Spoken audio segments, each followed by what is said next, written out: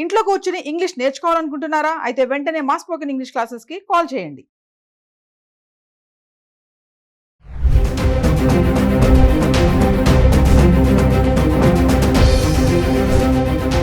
నమస్తే, welcome back to Suman TV. ప్రస్తుతం మనతో పాటు ఉన్నారు అనలిస్ట్ మందరి కృష్ణారెడ్డి గారు.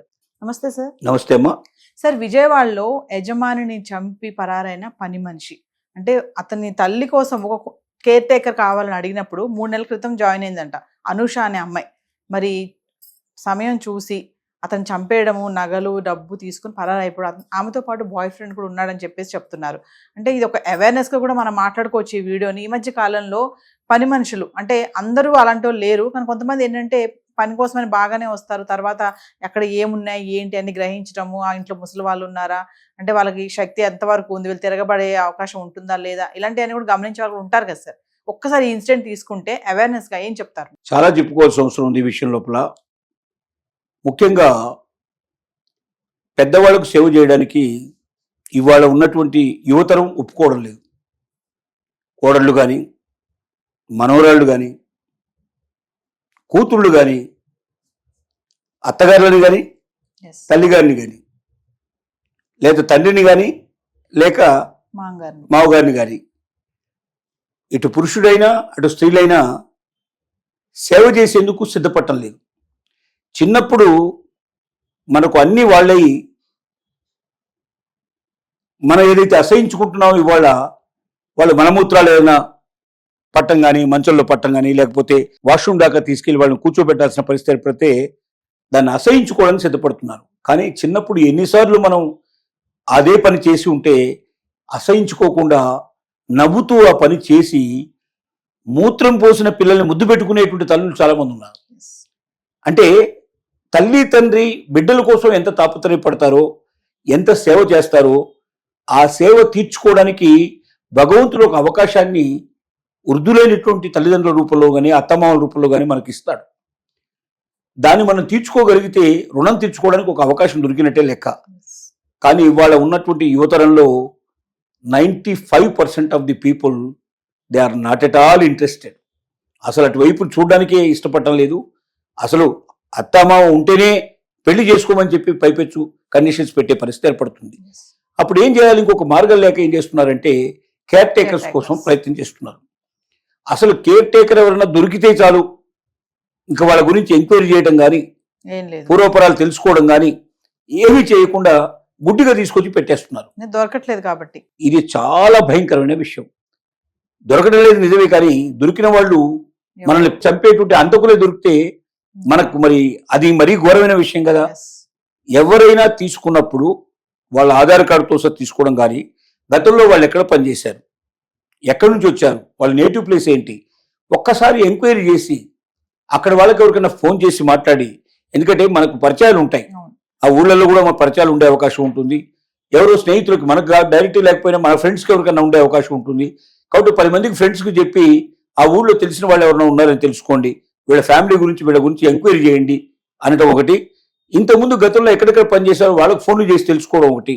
ఇలాంటివి కొన్ని మనం చేసినట్టయితే కనీసం కొంతవరకైనా, కొంతవరకు 100% మనం చెప్పలేం, కానీ కొంతవరకైనా బేసిక్గా వాళ్ళు ఎలాంటి వాళ్ళు, వాళ్ళ గుణగణాలు ఏమిటి, దొంగతనం చేసే అలవాట్లు ఉన్నాయా, లేదా ఇలాంటివి ఏమన్నా చేసి పారిపోయే అవకాశాలు ఉన్నాయా అనేది తెలుసుకోవడానికి అవకాశం ఉంటుంది. సార్, మామూలుగా చూసుకుంటే ఈ మధ్య కాలంలో ఇద్దరు జాబ్ హోల్డర్స్ ఉండడం, పని చేసుకోవడం టైం ఉండట్లేదు. సో పని మనిషి మీరు అన్నట్టుగానే ఎవరైనా దొరికారా పెట్టుకుందామని ఆలోచిస్తారు, కానీ మీరు అన్నట్టు ఆధార్ కార్డు కానీ వాళ్ళ డీటెయిల్స్ తీసుకోవడం, వాళ్ళకి ఎవరు ఏంటి అనే బ్యాక్గ్రౌండ్ సర్చ్ చేయడం అనేది అంత టైం ఎవరు తీసుకోవట్లేదు.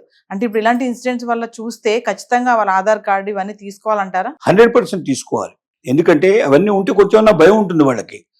అవి తీసుకోవడమే కాకుండా గతం గురించి తెలుసుకోవాలి, ఎంక్వైరీ చేయాలి. వీళ్ళు ఎక్కడ ఇంతకుముందు పనిచేశారు, గతంలో కొన్ని చోట్ల పనిచేసి ఉంటారు కదా, వాళ్ళని కనుక్కుంటే కొంత ఇన్ఫర్మేషన్ దొరుకుతుంది మనకు. అక్కడ కూడా ఇలాగే మోసం చేసి వచ్చినట్టయితే వెంటనే బయటపడే అవకాశాలు ఉంటాయి.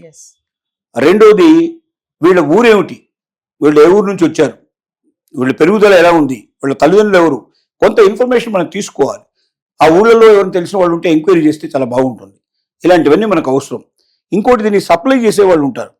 మీరు ఆదివారం పేపర్ తీస్తే అన్ని పేపర్లో కూడా మీకు కేర్ టేకర్స్ కావాలా, మేము సప్లై చేస్తామంటారు. అంటే వాళ్ళు ఏం చేస్తారంటే 1, 2, 3 నెలల జీతం ముందుగా అడ్వాన్స్గా తీసుకుంటారు వాళ్ళు. అంటే వీళ్ళకి 20,000 15,000 మనం మాట్లాడామనుకోండి, ఆ 15,000 రూపాయలు కానీ 30,000 రూపాయలు కానీ లేదా 45,000 రూపాయలు కూడా తీసుకునే వాళ్ళు ఉన్నారు. 1 నెల లేక 2 నెలలు లేక 3 నెలల జీతం వాళ్ళకి మామూలుగా కమిషన్ కింద ఇచ్చారు.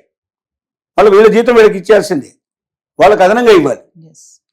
అంటే వాళ్ళు సప్లై చేసేందుకు గాను వాళ్ళు బాధ్యత తీసుకోవాలి. వాస్తవంగా మేము బాధ్యత తీసుకుంటాం అంటారు, కానీ ఏ రకమైన రిటర్న్లో ఏముండదు. ఒక అగ్రిమెంట్ మనం వాళ్ళ దగ్గర తీసుకోవాల్సిన అవసరం ఉంది. మేము పంపిస్తున్నాము, వీళ్ళని పూర్తిగా మాకు అందరూ తెలుసు, వీళ్ళని గురించి పూర్తిగా వివరాలు తెలుసుకున్న తర్వాతనే, వీళ్ళ గుణగణాలన్నీ మేము తెలుసుకున్న తర్వాతనే, వీళ్ళ అడ్రస్లన్నీ మాకు క్లారిటీగా తెలిసిన తర్వాతనే మేము వీళ్ళకు ట్రైనింగ్ ఇచ్చాము, మీ దగ్గరికి పంపిస్తున్నాము. వీళ్ళ ద్వారా ఏదైనా చెడు జరిగినా, తప్పు జరిగినా, పొరపాటు జరిగినా పూర్తి బాధ్యత మాది అని వాళ్ళ ద్వారా రాయించుకోవాలి. వాళ్ళు కూడా ఎలా చేయాలంటే వీళ్ళ గురించి 100% తెలియచుకోకుండా, వచ్చిన వాళ్ళు పర్లేదు, ఎవరో ఒకరు వచ్చారు మనకి, వీళ్ళని ఎవరో ఒకరికి అప్పచెప్పేస్తే మనకు 3 నెలల జీతం వచ్చేస్తుంది, 40,000 రూపాయలు వీళ్ళ మీద మనం సంపాదించవచ్చు అనే ఉద్దేశంతో కాకుండా, రేపు ఇలాంటిది ఏదైనా జరిగితే ఖచ్చితంగా ఏమవుతుంది, పలానా వాడు సప్లై చేసాడు అంటే చెప్తారు, పోలీసులు వెళ్ళి వాడు పట్టుకొస్తారు, లోపల పడేస్తారు, వాడికి కూడా శిక్ష పడుతుంది, వాడు కూడా పెనాల్టీలు పడే అవకాశం ఉంటుంది, కొంతకాలం ఇబ్బంది పడతాడు. మరి అది మంచిది కాదు కదా. తనకు ఏ ఇబ్బంది లేకుండా ఉండాలంటే పూర్తి వివరాలతో తెలుసుకున్న తర్వాతనే పెట్టాలి. ఇది కేర్ టేకర్ యొక్క అవసరం ఎంత ఉందంటే, కొన్ని లక్షల మంది కేర్ టేకర్స్ అవసరం ఉన్నారు ఇప్పుడు ఇండియా లోపల, దొరకట్లా. అందుకే రెడ్ క్రాస్ సొసైటీ ద్వారా గవర్నమెంట్ గతంలో ఏం చేసేదంటే, రెడ్ క్రాస్ సొసైటీ అనేది ఉంది. వీళ్ళు పల్లెటూరులో ఉండేటువంటి లేడీస్ని తీసుకొచ్చి హైదరాబాద్లో ట్రైనింగ్ ఇచ్చేసి, అలాగే విజయవాడ, వైజాగ్ 3 చోట్ల ట్రైనింగ్ ఇచ్చేసి వీళ్ళు చాలా తక్కువ రేట్లో ఇళ్లకు పంపించేవాడు. అప్పుడు చాలా బాగుండేది. సంవత్సరానికి కనీసం ఎంత లేదన్నా 10,000 నుంచి 15,000 మందిని పంపించినటువంటి రోజులు కూడా ఉన్నాయి. కానీ ఈ మధ్యకాలంలో వాళ్ళు కూడా డ్రాప్ అయిపోయారు. తద్వారా గవర్నమెంట్ అంటే ఒకసారి సెట్ చేసి తీసుకొచ్చినట్టు ఏమైందంటే, కొంచెం నమ్మకం విశ్వాసాలు ఎక్కువ పెరిగే అవకాశాలు ఉంటాయి, తక్కువ కాస్ట్లో వచ్చే అవకాశాలు ఉండేవి. గవర్నమెంట్ ఇప్పుడు దాన్ని తిరిగి పునరుద్ధరించాలి. ఒక రెడ్ క్రాస్ వారనే కాకుండా women and child welfare department ద్వారా దీని ఒక ట్రైనింగ్ ప్రోగ్రాం పెట్టి, పల్లెల్లో ఉద్యోగం దొరికినటువంటి వాళ్ళు, ఎక్కువ చదువు సంఖ్యలో ఎక్కువ లేనటువంటి వాళ్ళు, ఖచ్చితంగా బ్రతుకుదెరువు అవసరమైనటువంటి వాళ్ళని సెలెక్ట్ చేసి వాళ్ళని తీసుకొచ్చి వాళ్ళకి ట్రైనింగ్ ఇచ్చి పూర్తిగా వాళ్ళ వివరాలని పొందుపరిచి వాళ్లకు మంచి మానవత్వం గురించి పూర్తిగా తెలియజేసి అలాంటి వాళ్ళని సరఫరా చేసినట్టయితే కొంతవరకు ఈ బాధ తగ్గించుకోవడానికి అవకాశం ఉంటుంది. Thank you sir.